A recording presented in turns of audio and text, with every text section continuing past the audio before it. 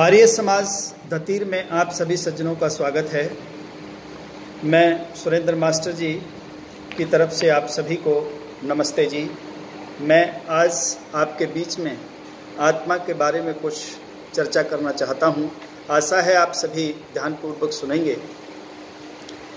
हमारी जो उपनिषद हैं उनमें एक उपनिषद है बृहदारण्यको उपनिषद, जिसमें महर्षि याज्ञवल्क्य और राजा जनक की आत्मा के विषय में कुछ चर्चा है। उसके विषय में आज हम कुछ जानेंगे। महर्षि याज्ञवल्क्य जी एक बार राजा जनक के पास दरबार में गए।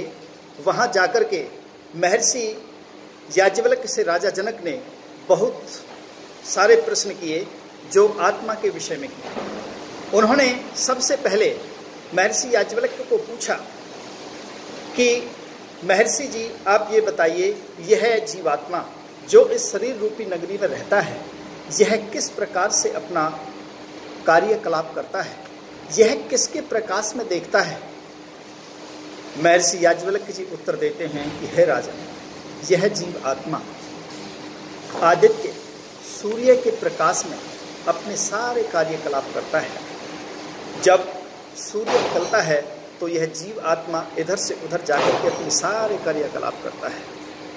इसके बाद राजा जनक ने प्रश्न किया कि हे ऋषि जी, यदि सूर्य छिप गया हो तो यह जीव आत्मा किसके प्रकाश में कार्य करता है।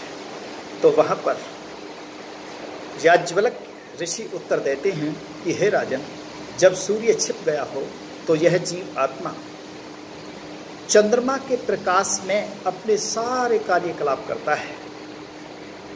उसके बाद राजा जनक फिर प्रश्न करते हैं कि हे राजा, यदि सूर्य छिप गया हो और चंद्रमा का प्रकाश भी ना हो, कृष्ण पक्ष चल रहा हो, तो यह जीव आत्मा किसके प्रकाश में अपना कार्य करता है। ऋषि जी उत्तर देते हैं कि हे राजन, जब सूर्य भी ना हो, चंद्रमा भी ना हो, तो यह जीव आत्मा अग्नि के प्रकाश में अपने सारे कार्यकलाप करती है।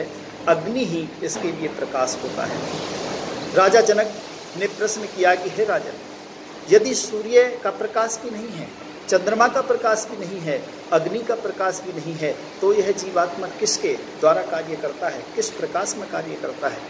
वहाँ पर राजा जनक से महर्षि याज्ञवल्क्य उत्तर देते हैं कि हे राजन, जब ये प्रकाश ना हो तो ये जीव आत्मा वाणी के प्रकाश में कार्य करता है।